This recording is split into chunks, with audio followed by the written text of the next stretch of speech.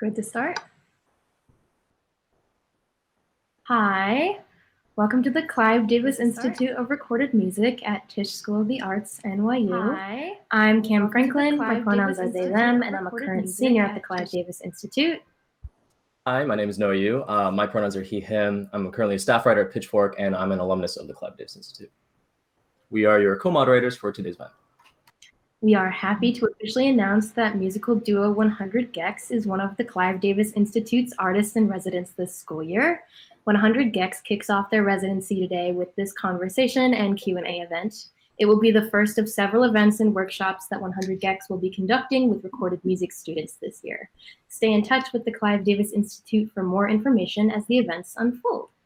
Today's event is part of the Tisch School's Week of Community, a week where artists, scholars, and entrepreneurs gather together to deepen discussions with civic issues, community engagement, and celebration. But before we begin, we have some thanks to give.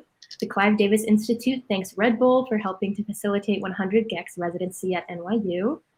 Thank you to Recorded Music's newly formed Equity Task Force, especially Professors Jason King and J.D. Sampson.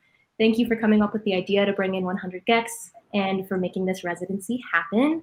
Thank you to our interim chair, Cheryl Antonio, and the team at Recorded Music, especially Noah, Michael, Kyle, Alan, and Brianne. Thank you to Pitchfork, and special thank you to gecs management and PR teams. A little bit later, we will be joined by two student respondents, Chris Malinan and Layla Waynes. Chris and Layla will launch us into the Q&A portion, and if you have any questions of your own, here's how you can ask them. At any time during this conversation, starting now, Recorded Music students can send your questions to the email address that we just sent out to the listserv. We won't get to every question, but we will definitely do our best. We also have a special surprise. Red Bull is helping us give away 50 vinyl copies of 100 gecs remix album, 1000 gecs in the Tree of Clues. It's a free giveaway to the first 50 NYU students who sign up for this special giveaway. You'll just need to sign up with your NYU email. Recorded Music students can check your email now for that link. It's a first come, first serve. So thank you again to Red Bull for doing that. Woo, free vinyl. All right.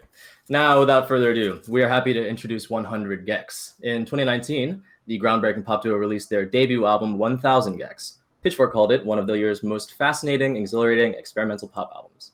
And the New York Times selected it as one of the best albums of 2019. This summer, Dylan Brady and Laura Les returned with 1000 gecs and the Tree of Clues, a rework of the original album featuring collaborations from the likes of A.G. Cook, Fall Out Boy, Charlie XCX, and Rico Nasty, as well as crowdsourced contributions from fans. Pitchfork's Kat Zhang, shout out to Kat, compared the energy of the album to, and I quote, the spontaneous energy of riffing in a group chat. Here's what Clive Davis Institute professor J.D. Sampson had to say about 100 gecs. 100 gecs exemplifies what we hope all of our students are able to embody, constantly shifting their modalities of production and performance. Laura and Dylan are communicating with gestures of experimentation and fluidity that are viscerally shifting the boundaries and possibilities of popular music. We are so overjoyed to have you, Dylan. Those are some extremely kind words. Oh my God. We have all been looking forward to this at Clive, so thank you so much for joining us today. Yeah, we're stoked to be here. We are excited as hell. We have all been looking forward to this at Clive, so thank you so much for joining us today. Yay! So we're just going to start with a little overview for the people who are joining who probably know a little bit less about you. So for people tuning in who are just learning who you are, I know you have a few origin stories about your name that you circulate between interviews. Can you choose one of them today to tell us where the name 100 gecs comes from?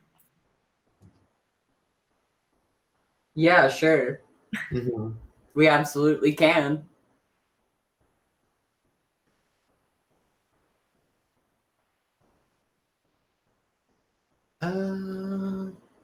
So we met up one day, and Dylan had a dream, and it was just like, have you ever seen the movie? Isn't it like 27, where Jim Carrey is 23, where Jim Carrey just can't stop seeing the number 23? Well, Dylan had a dream like that, and I had a dream, a very similar 23 dream, where I couldn't stop seeing the word gecs.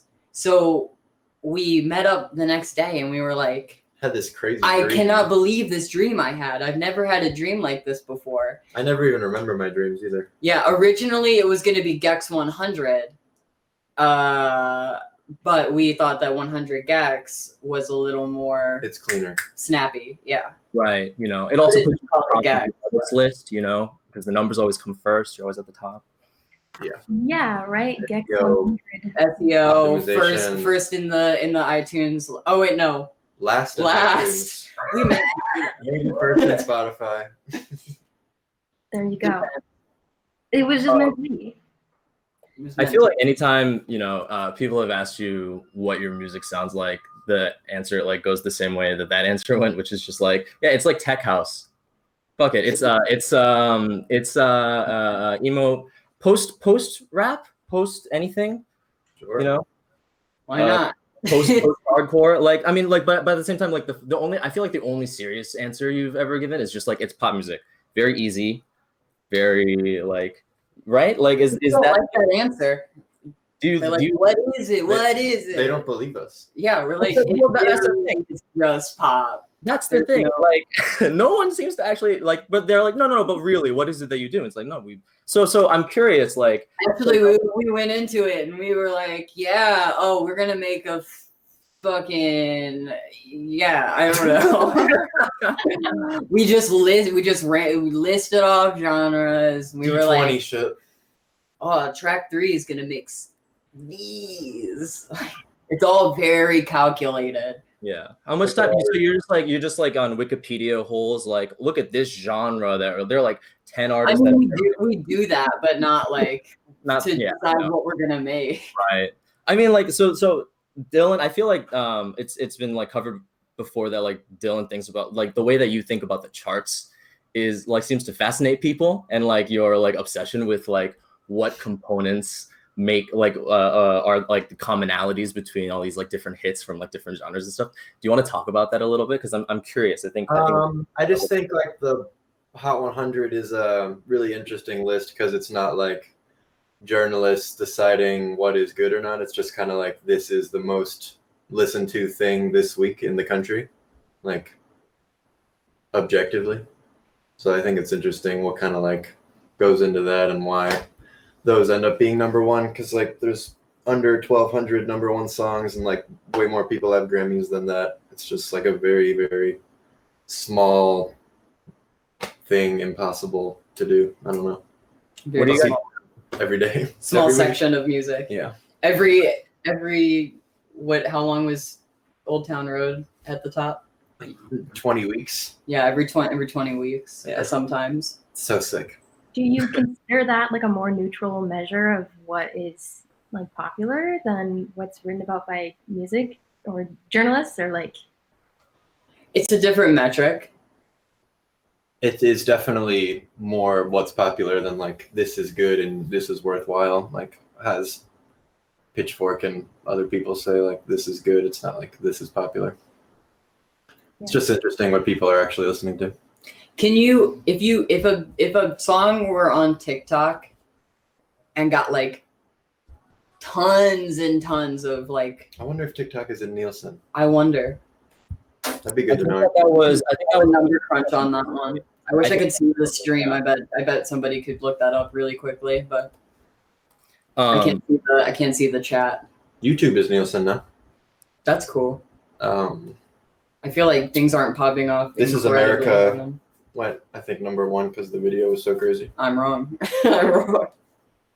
Was it I think it was Gangnam Style that kind of forced them to really start considering YouTube, right, or something like that. It was like one of those like major viral songs. Yeah, Huge video moment. yeah. Big video moment. Cam, you want to hit the next question? Yeah, you got it. So yeah, pop music. But speaking of which, like your music does feel like this amalgamation of all these different styles, and that's like what people I think remark on a lot when they're writing about you. You have like EDM, pop punk, ska, early 2000s pop. But who are the artists that each of you consider to be big inspirations that people might not initially guess, or that maybe you talk about less? Skrillex. Always Skrillex. Love We it. talk about Skrillex so much. Um, Right now, Right now, whenever. See You Space Cowboy. Awesome band. Great band. So good. Blowing my mind all the time. Herbie Hancock. Mhm. Forever. I Set My Friends on Fire. I don't think I'm familiar with them. Me neither. Gotta peep. Very good. You said you don't know them? I don't. Wow. I'm being put on. Duck Duck Goose. Maybe we're just making shit up now. Good. Wait, did you guys see? I didn't see this until this morning, and I'm actually really glad that this coincides. Did you see that yesterday was the 10-year anniversary of Scary Monsters and Nice Sprites? Yes. Crazy to me. Yeah. Like, can you guys, because you you said Skrillex. Can you guys talk about like what that song, or like the first time you heard that song, or like how that like changed like how you think about music? Because it was a crazy moment for me. Yeah.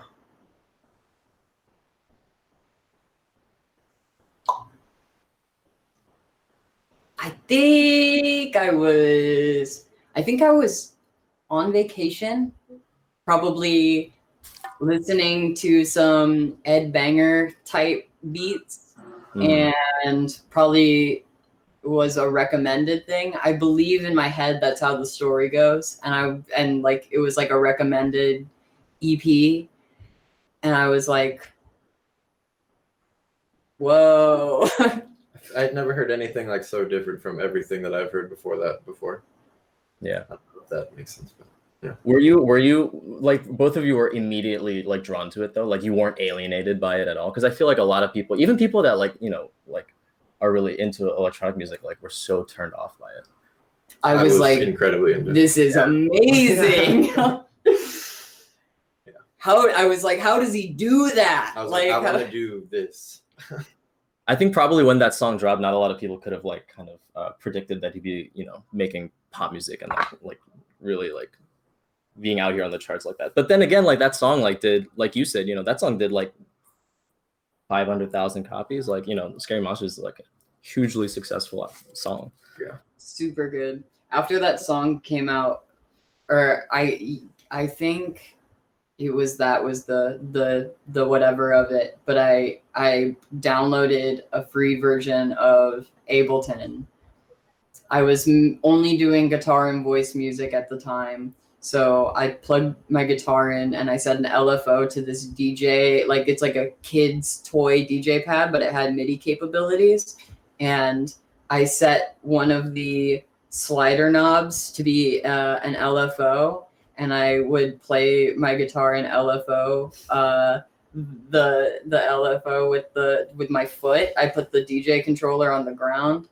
It sounded awful, but it was really fun. That was a good fun time to come out of that. We love LFOs. I can't believe 10 years. Wow. 10 years of LFOs. Of your LFOs. Yeah. Before that it was just Distortion on the Master. Is it still Distortion on the Master? I feel like that's something that we're gonna get into more of that, but like Distortion on the overdrive bus. If it needs it. Yeah. The people want Distortion on the Master sometimes, I suppose. I mean, okay, let's talk about briefly before we get into more production stuff. Let's talk, about the hyperpop word, the genre term, so to speak. Love that word. I mean, I can't had a question about hyperpop. Yeah, because everyone uses that word right now. What is hyperpop? It is a hot topic. I saw this great meme yesterday talking about this exact event, and it was like a meme about the students who will be listening to this event, and then afterwards they were like, I've studied hyperpop academically. So I love that people can say that now. Yeah. That is great. Yeah. But so obviously they talk about that a lot and they have started associating it with you. But on a recent Pitchfork podcast, you both talked about Ufi's Pop the Glock and Britney's Baby One More Time and how those could both be considered hyperpop. So what makes a song hyperpop to you? And do you even find it to be a useful term? I think it's useful for people to find things that they like. It has a use for sure. I don't think it would. It's hard to say like exist if the one thing that is.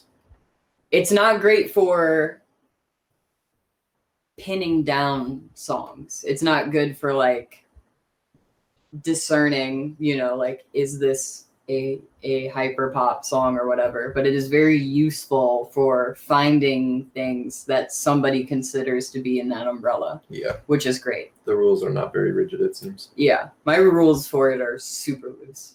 Yeah. I think some people have a way more rigid definition. Yeah. Do you think that's going to end up like kind of being difficult, as far as like fan communities and like fandoms that kind of rally around like subgenres like that?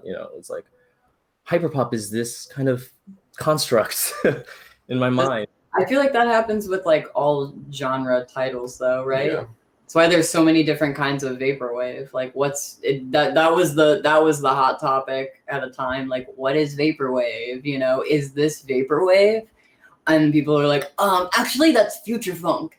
Like it's cool. It's a fun like thought exercise to try to think about those things. I just think and it's it's funny great that, like, finding things. Yeah. We've had, like the what is dubstep conversation like already happened, and like here Or we what are. is dubstep? What is vaporwave? We're just still having the what is dubstep conversation. Are we just going to be constantly asking like, what is X, what is Y? This has probably been happening. Because that is like the primary way to understand things, right? And like, Don't get me wrong, I love doing that. Like, I love being like, the other night, what was the genre I was looking up? White belt. I was like, how do you define What is that? white belt? What is it? Yeah. It's you gotta look up You don't know. I don't want to. to. If you don't know, then you don't know. Or like, what is escape room? The like okay, spot yeah. genre. I love doing that, like looking up genres and trying to figure out like what specifically things fall under to me or whatever. Yeah. It's super fun. And plus that is how I find a lot of music is I'm like, oh, okay, this is kind of the vibe. Yeah. And then I'm gonna go on like Last FM or like Bandcamp and just type in whatever genre name and then see what's tagged. So I mean, it's super useful, super cool, but not incredibly easy to Pin down the thing. pin down things. Yeah. Yeah, that makes sense. I love that. Okay, are y'all down to get into some more nerdy production questions? Love nerdy production questions. Hell yeah, because everyone at Clive, we have so many producers who have been itching to hear about your process and just talk with you about that. So this is going to be really sick. You've said before that you send your sessions back and forth to each other. Has remote collaboration remained the primary way that you work with each other? I think it's a balance now that Laura lives here. We'll do some stuff together, but still some stuff I think we feel more comfortable like being in our own environment and not having like just being able to take like 3 hours to do the tiniest little thing and not be like, I'm taking up too much time to do this. Yeah. I like being super like meticulous and like obsessing over one tiny little like thing. Or like things like doing vocals or like lyrics or something. I'd like to take my time and do that kind of stuff alone. Yeah, but some stuff we definitely write together as well now that we can. Right. Love it. What have you found to be the keys to collaborating effectively with each other, both like from a distance and now that you can work with each other in the physical space? Trusting each other. Yeah. I think we just fully trust each other completely and trust our vision. Yeah, we're not gonna like fuck up somebody's song. We're not gonna fuck up each other's ideas or whatever. Yeah. It's a very like yes and type thing. Like, There's nothing Laura's gonna do where I'm gonna be like, you ruined my song. Like we're just all I try really hard not to. I think we're very on the same page about music, so Yeah. it's pretty easy. That is very sweet. And like, Yeah, also just a beautiful concept of just trusting that like when you find somebody who you gel with so much, it's like nothing's gonna be fucked up. It's just gonna be a yes and like one Yeah, idea. it's super nice compared to like making solo music. I was doing that a lot before, and I would like not know if something was sick or not, or overthink it and have a million versions. And working with Laura, I'm like, is this sick? She's like, yes. I'm like, great. Yeah, Let's Dylan keep will- moving. Dylan will play some things that like he started, and he'll be like, I don't know, this is kind of like a throwaway, like little something I made. It's kind of stupid, and I'll be like, you should send me that. Like, I have a folder of Dylan Brady starters to get to. Love that. Love that. Somebody wanted me to ask, do either of you have any specific tricks or rituals that you do when you're recording vocals? Like everyone wants to hear about your process recording vocals. I'm sure we'll get more questions about that later, but tricks, rituals. Tricks, rituals. Do 100 takes. I need to have my nicotine supply and my my caffeine needs met. I feel like I record better vocals if I feel like I'm looking cute that day.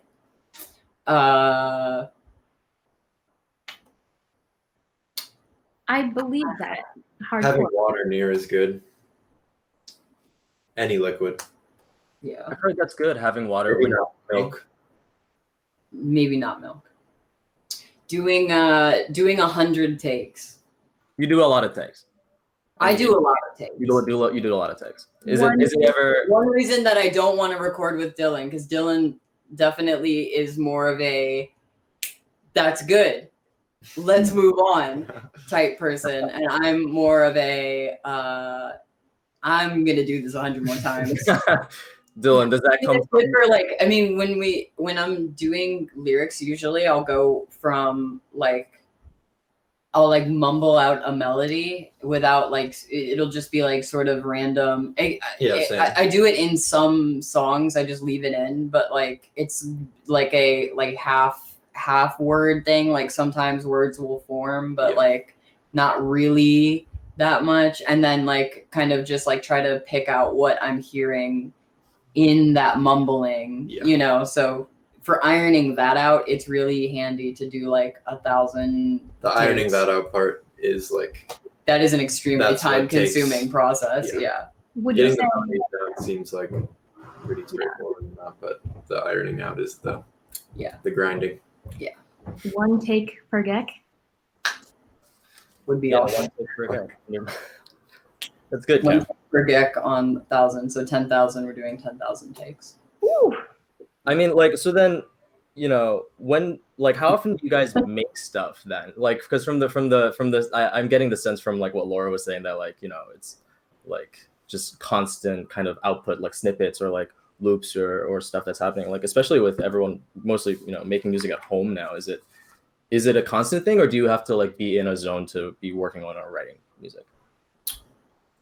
There's definitely like more like focused times where we work, but there's also like we're also just constantly making shit, I feel like. Yeah. For the last year, we've kind of just been like collecting ideas and vibes and stuff. And, you know, so now we're sort of I don't really do stuff on the weekend. focusing in more.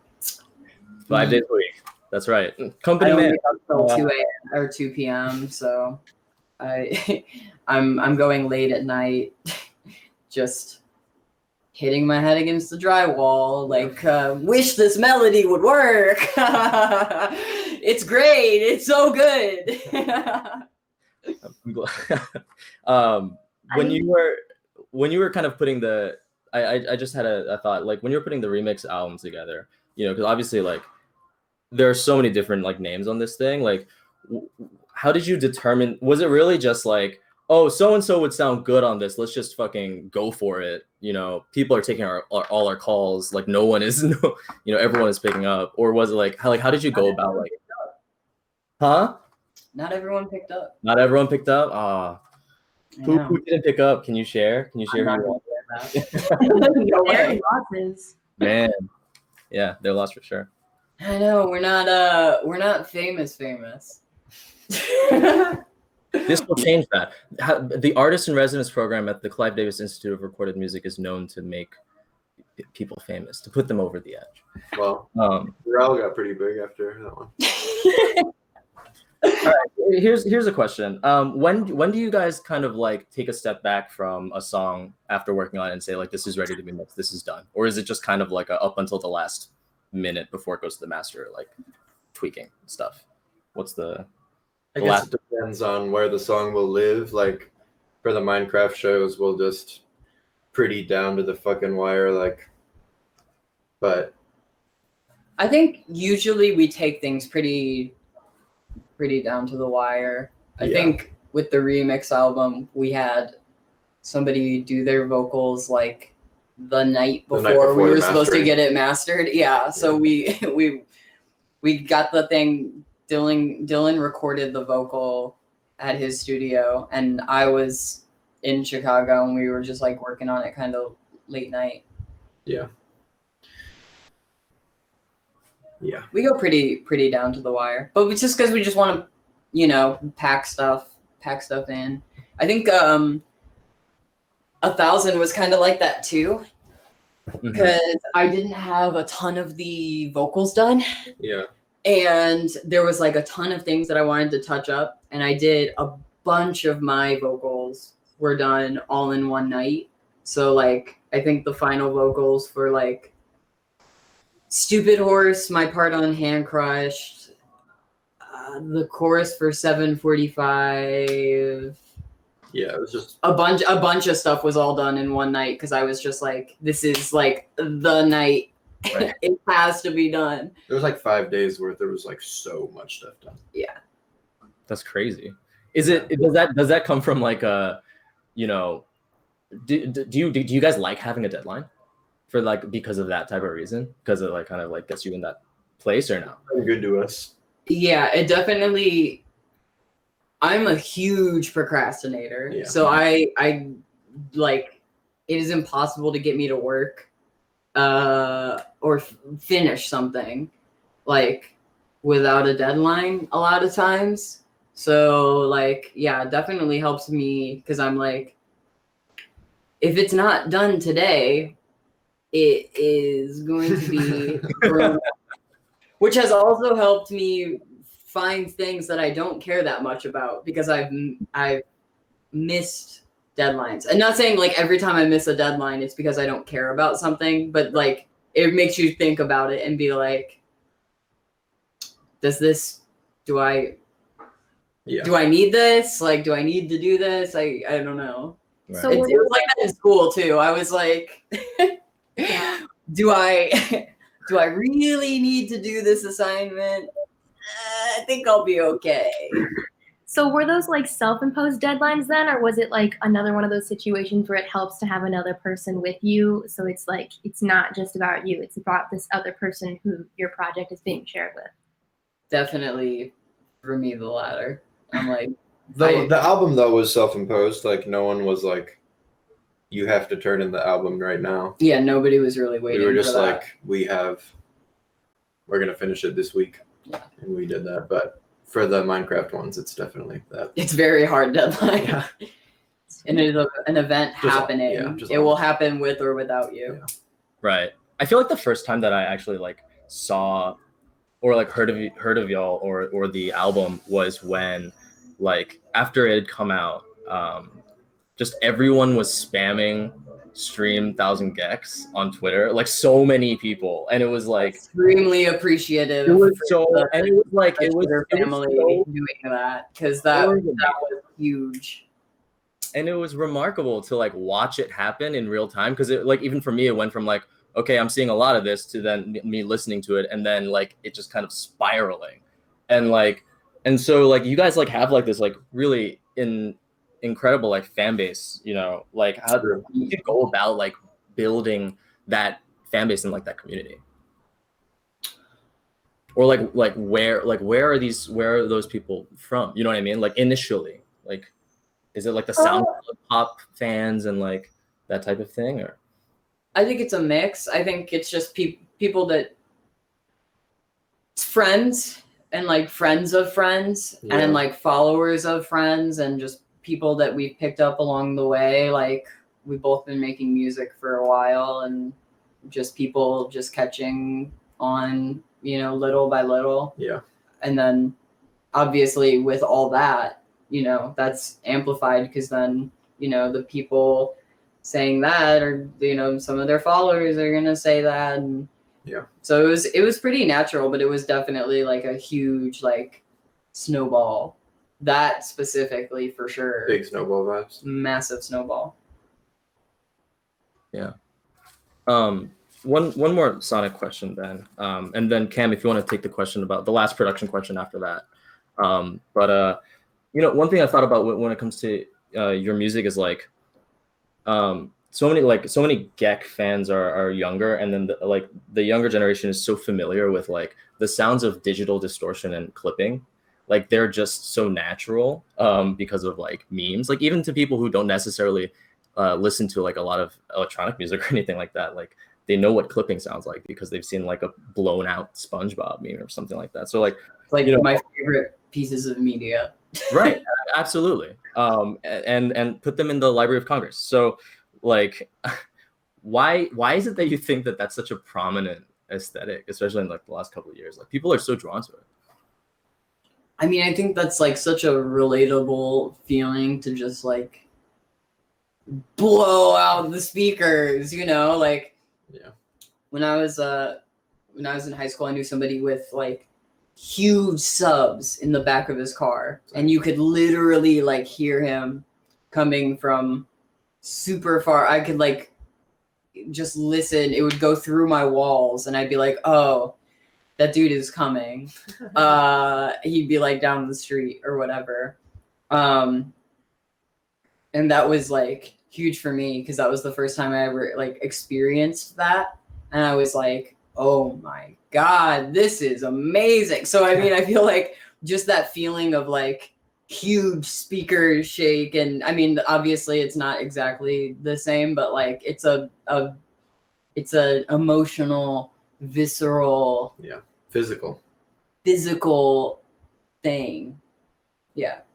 And you've like talked about that in the past too, just like how all of these maximal styles of production actually are extremely emotional. Like, and now that you're saying that, I'm like being taken back emotionally to those feelings of like knowing that somebody's coming, and it still is like so exciting. Yeah, the first time you have your eyeballs shake is that does something to you. Everyone should shake their eyeballs every once in a while. It's like something I miss so deeply about quarantine is because I feel like my speakers have limited capability, and it's like you just can't have that when you live in a building with neighbors. But random sidebar. That's awesome. One last production question specifically from our friends. Name 1 to 3 plugins or pieces of gear that you could not live without and why. This is when you can really get granular and Serum, Splice. What's your last one? Wow. Compressor, any of them? Any compressor? Any compressor.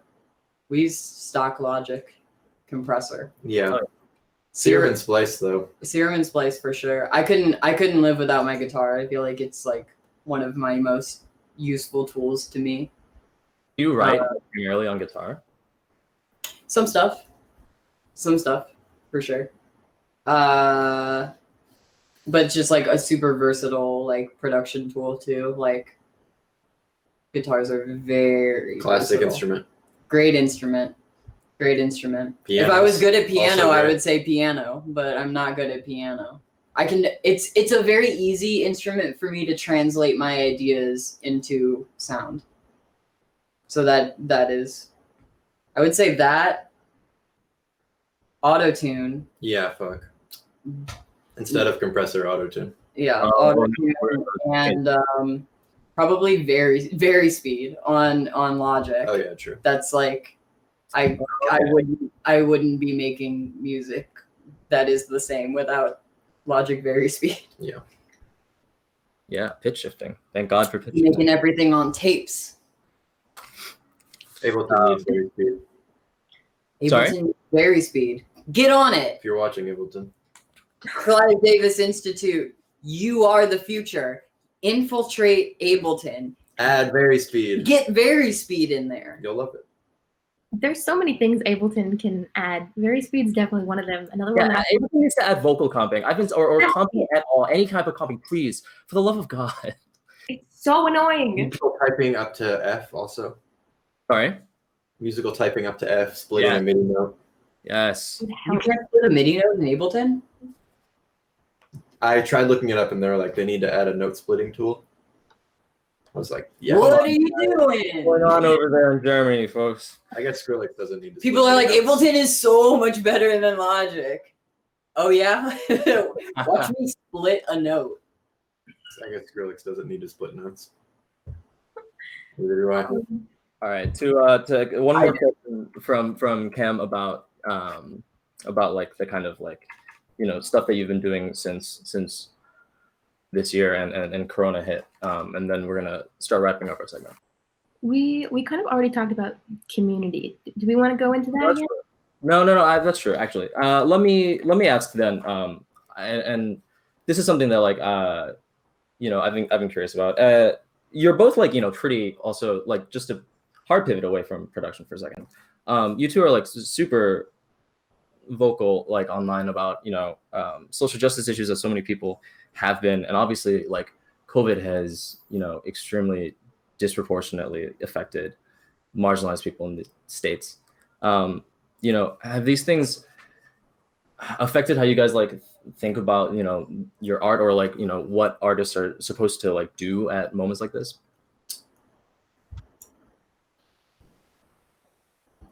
We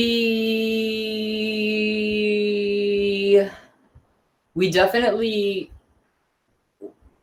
have put things off because we were like, this is inappropriate to be putting out a thing at this time. Yeah, I think like making things as accessible as possible also is like more prevalent than ever for us, because you can't do anything now. So it's nice to have stuff that all people can go to no matter what, and have some stuff that they can enjoy for like regardless of the situation that they're in.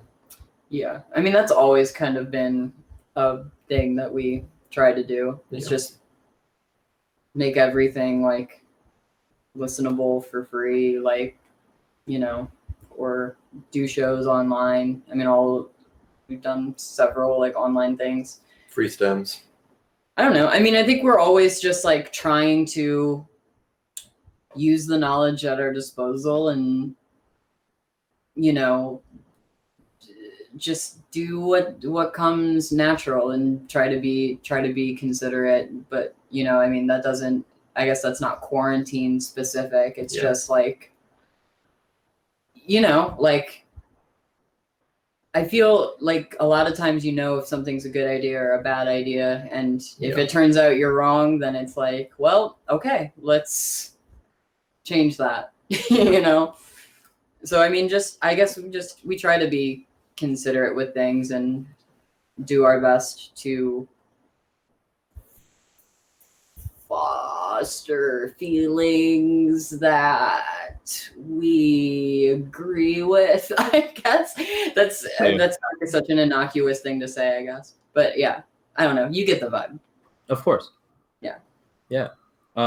So for those that are just tuning in to join us, you know, we're here with Dylan and Laura of 100 Gex, who are the 2020-2021 Clive Davis Institute of Recorded Music artists in residence. That's us. And so, so to close our block, I want to pivot to a question that NYU has asked me to ask. NYU. NYU. The school has asked.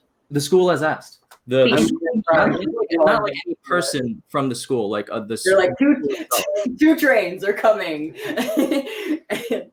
You have to. What is the time difference between the two trains arriving at the station? Could you do that? Do you think you could come up with a decent answer for that? I've taken a lot of math classes. I did not. All right. So the presidential election is 2 weeks away, and so All my audio students that are taking differential equations, shout out to you.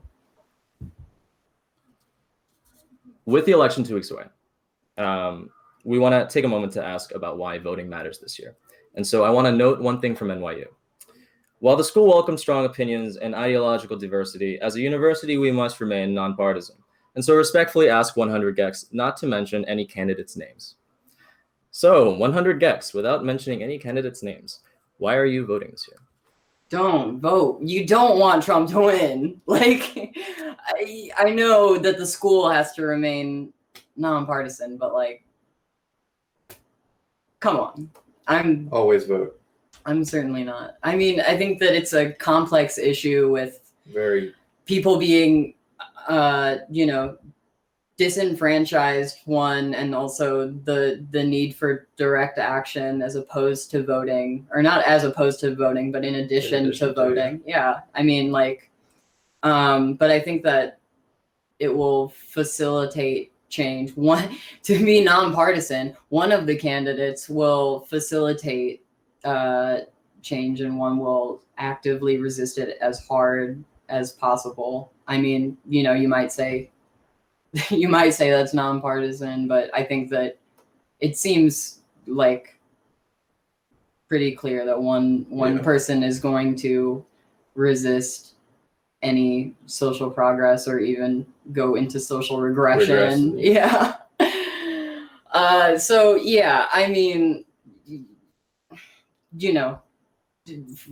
Please vote. fuck them both, but one is going to make times easier, seemingly.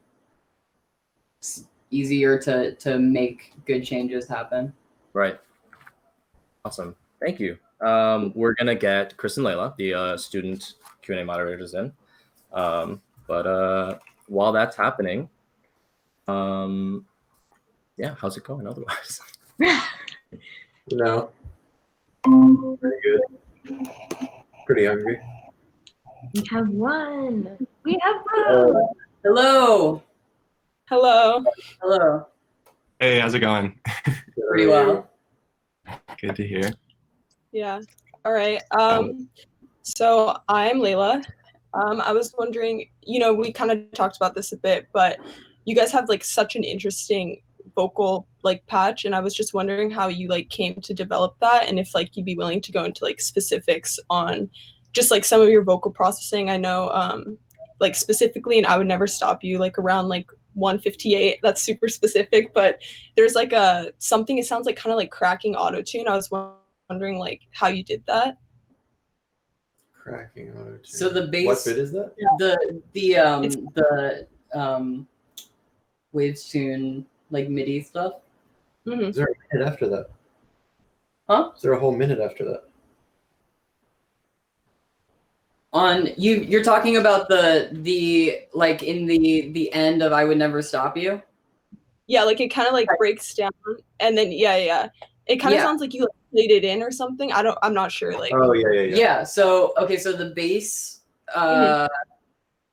vocal chain is, well, Dylan has been making his vocal chain forever. So usually what I'll do is I'll just text Dylan and I'll be like, can you just send me, or I'll just take it off something that we had been working on. He'll have his new vocal chain on it, and I'll be like, just copy and paste, save it to the library. But like noise gate, EQ, heavy compression, CLA vocals. Yeah. But the played in bit is MIDI control Waves Tune, like how they did I'm Blue. Yeah. You've seen that Vice doc? Wait, is that? Yeah, the dude like didn't even sing it as a melody, and then they just dun, dun, dun, dun, dun, dun, dun, dun. There you go. Yeah.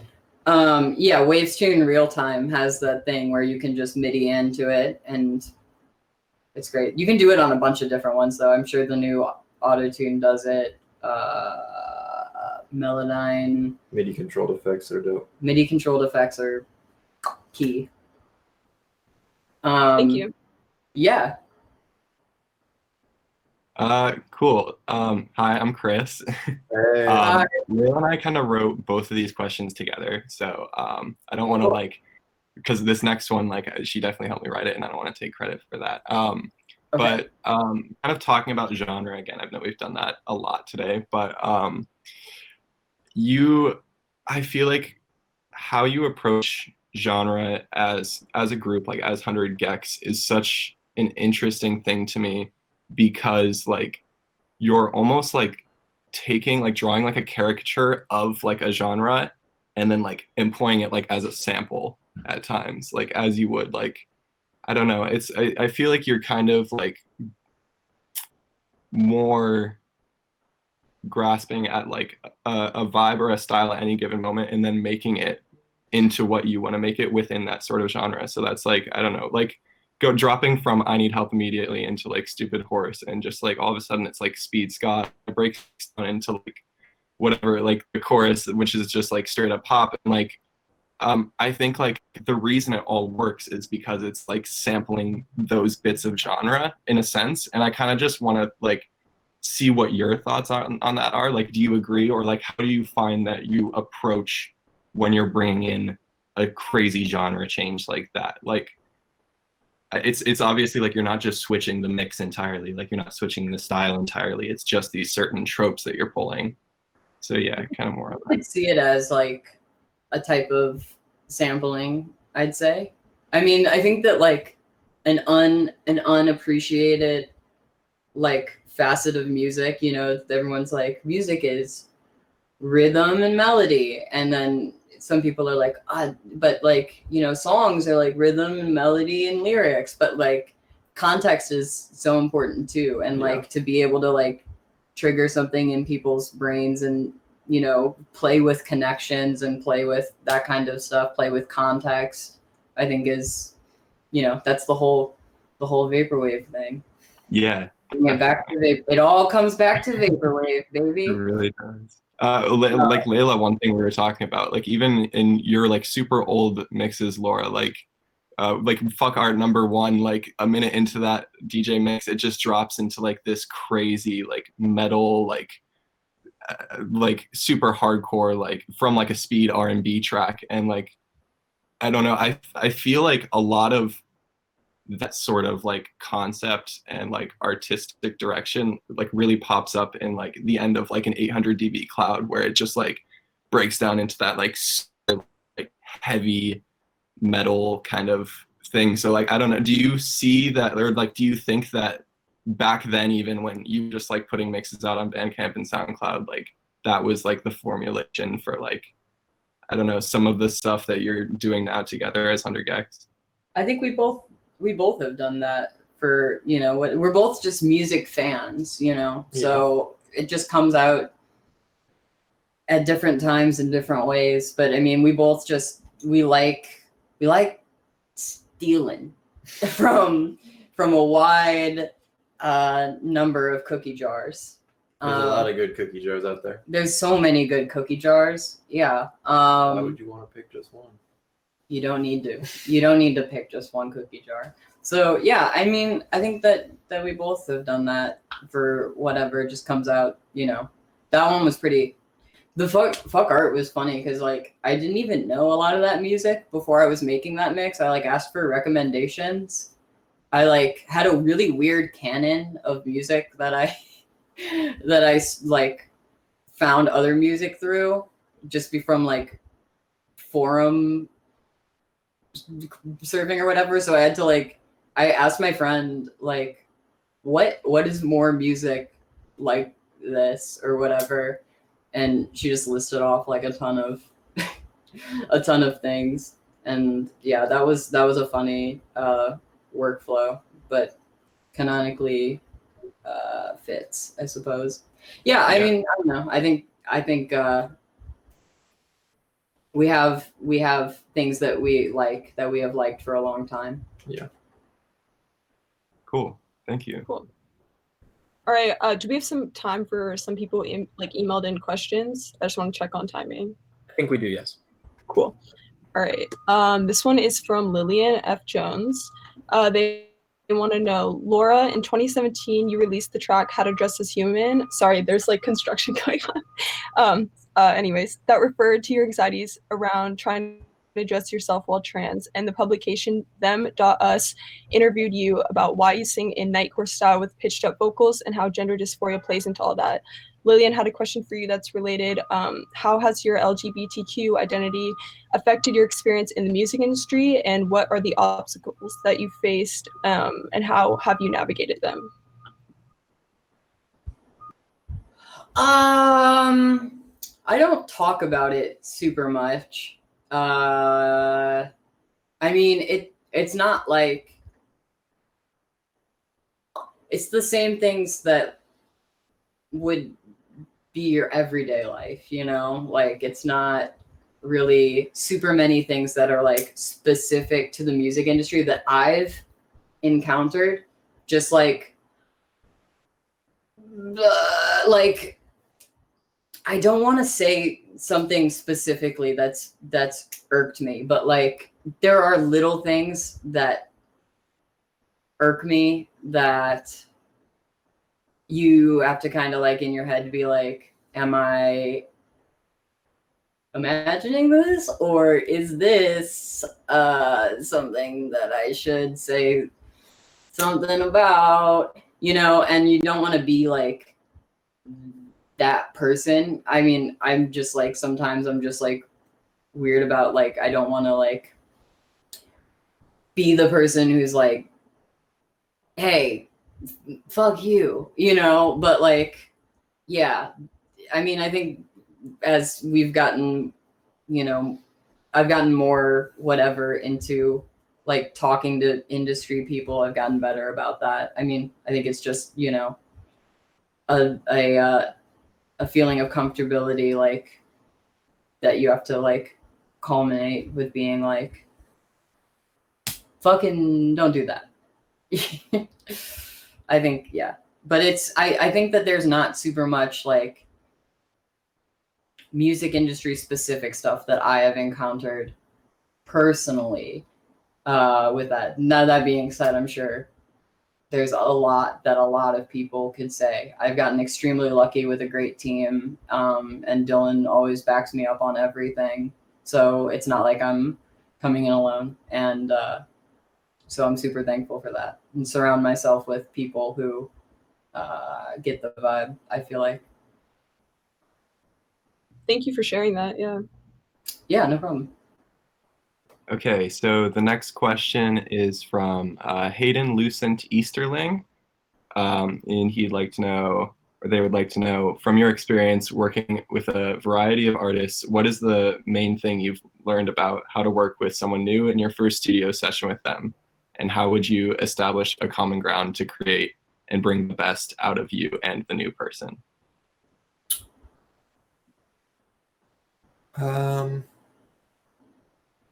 Being open with them, understanding where they're coming from, what they've done, what they want to do, how you can fit into that and bring them something that maybe they haven't had before that they would be comfortable and interested in doing.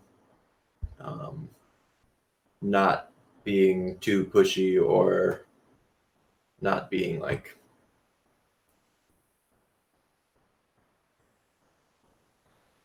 also being like not afraid to say that something might not be as good as you think it could be.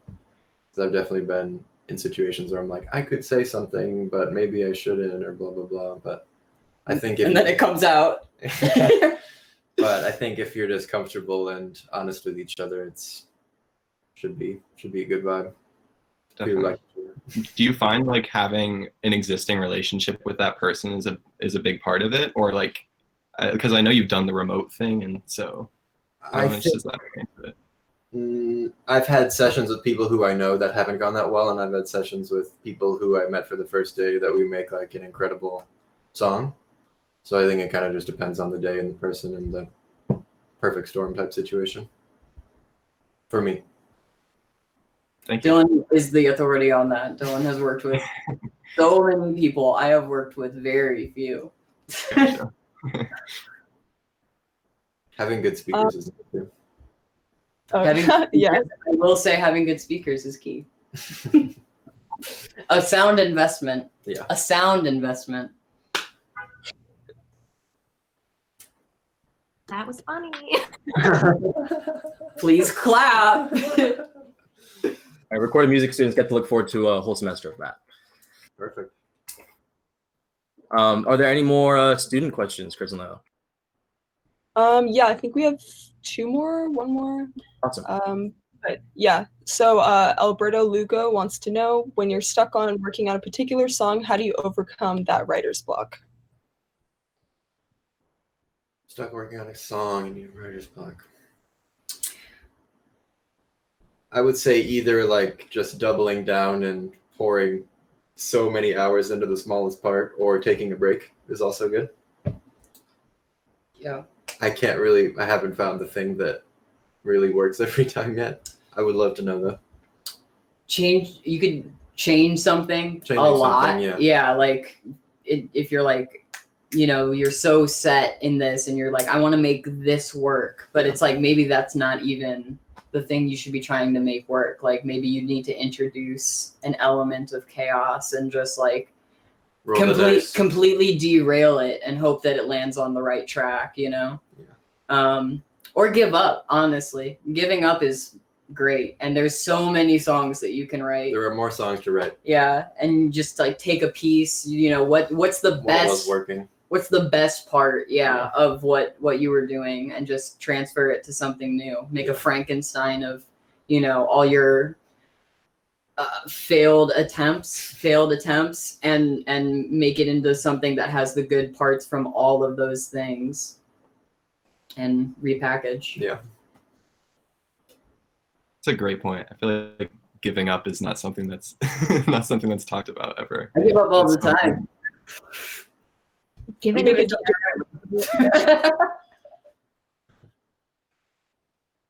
When do you Okay, know? When do you know whether or not sorry. it's like time to give up on something, Laura? Or like, is there just like a moment?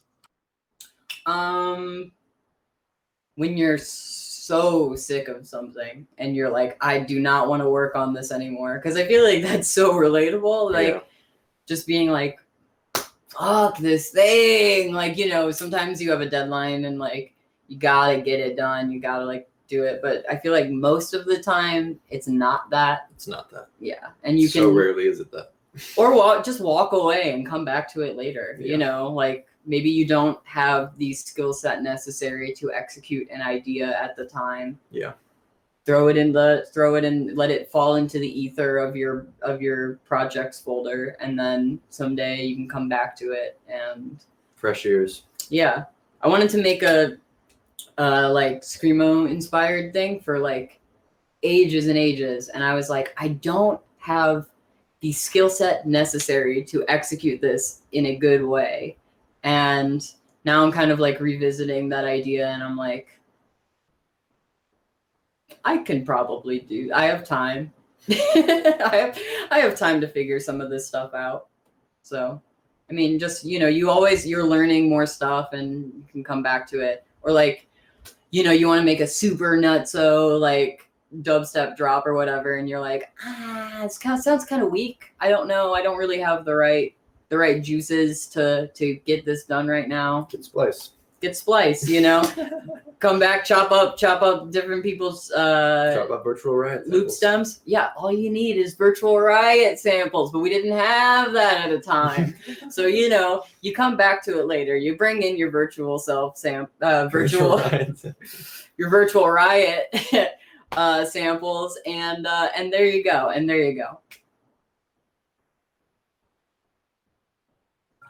Sweet. Big day for Virtual Riot on the stream. Wow.